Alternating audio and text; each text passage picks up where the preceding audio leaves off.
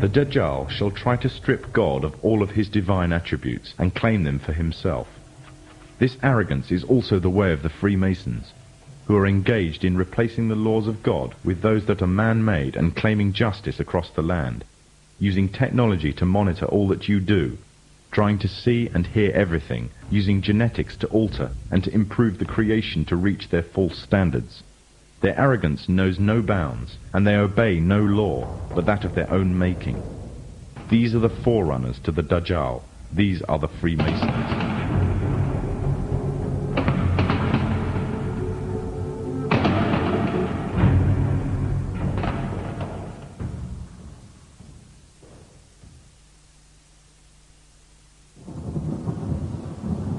Prophet Muhammad said that a time would come when the whole world would gather around to plan the destruction of the Muslims, as if they were gathered around a table to take part in a meal.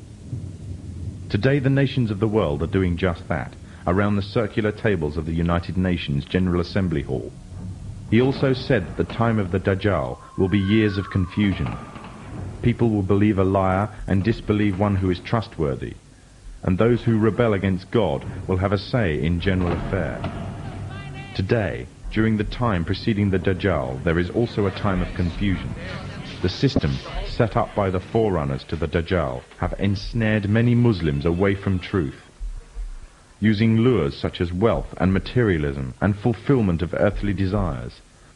A miserable trade indeed.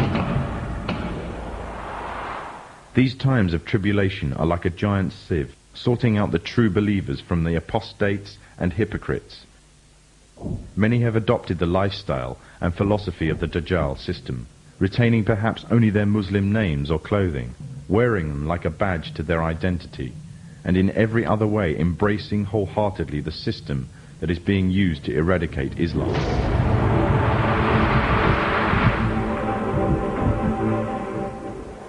Embracing the same system that stood back and did nothing when pregnant Muslim women had their bellies ripped open by Serbs, killing them and the contents of their wombs. The same system that stands still whilst women and small girls are being raped in Kashmir. A system that stood still whilst mothers saw their children dragged away by soldiers during the night, never to return, simply because they spoke out against being refugees in their own homeland. And the same system that said nothing to the tyrant, that gassed women and children simply because he danced the Masonic tune. For those who choose this system, claim to love Allah and His Messenger, but hate what He has brought, leave the guidance that is Islam, and they adhere to the evil system of the Dajjal, living their lives in accordance with its rules, and seeking from it worldly rewards, disregarding the truth that is the laws of Allah. They are those who invite upon themselves the wrath of Allah. They came down to the side of the road by the thousands. And they had Kuwaiti flags, and some had American flags. The forerunners to the Dajjal have set up this system to destroy Islam, either directly, through military and economic coercion, or indirectly, using ideological warfare. They have divided and conquered, instilling diseases such as nationalism and racism into the heart of the Ummah.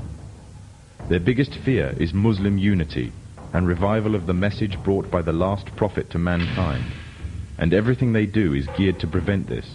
They have manipulated Muslims, setting up and promoting divides. They have installed their own universal language, compelling all to learn or be shut out, and reducing Arabic to secondary and inferior language in society. And what they have used most to keep the Muslims at bay is oil.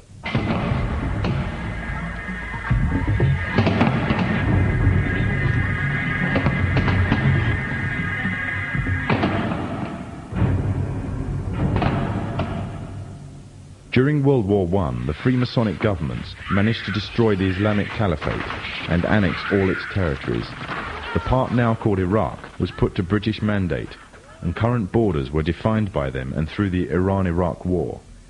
After its independence, the USA took over interest in Iraq. In fear of a purist Islamic uprising, the CIA aided the Ba'ath Party's rise to power, making Saddam Hussein the leader of Iraq and an ally to the Masonic states. When Kuwait later started raising its oil prices, it was destroying the war-torn economy of Iraq. Threats were made but ignored. The situation worsened until finally Iraqi troops were mobilized to the border. The Freemasonic media, the American media in particular, portrayed this as a shock and outrage. However, it is reported that the US ambassador to Kuwait had prior knowledge of the invasion and Iraq's intentions, as did the CIA. After the Gulf War, Saddam is still alive, and Kuwait has been liberated.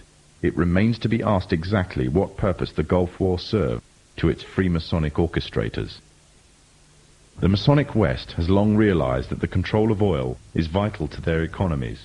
One of the main reasons is their reliance on cars and road transport. However, although technology exists to mass-produce fully operational electric cars, all attempts to do so have been vetoed. This is because oil is crucial to maintaining their world order. Without the wealth from oil, Muslim economies would fall, and without the puppet governments and leaders such as Saddam Hussein, the Freemasonic West could not control the Muslim nations. Without the division of wealth and false leadership of these nations, nothing would prevent the purist Islamic movements from coming to power. Poverty creates unity, and Muslim unity is the greatest fear of the forerunners to the Dajjal. The Gulf Wars serve many purposes: to promote Western unity, to create divides amongst the Muslim nations, to act as a testing ground for an entire arsenal of military weapons and cocktails of chemicals and drugs. But most of all, it served to ensure a strong military presence in the Middle East.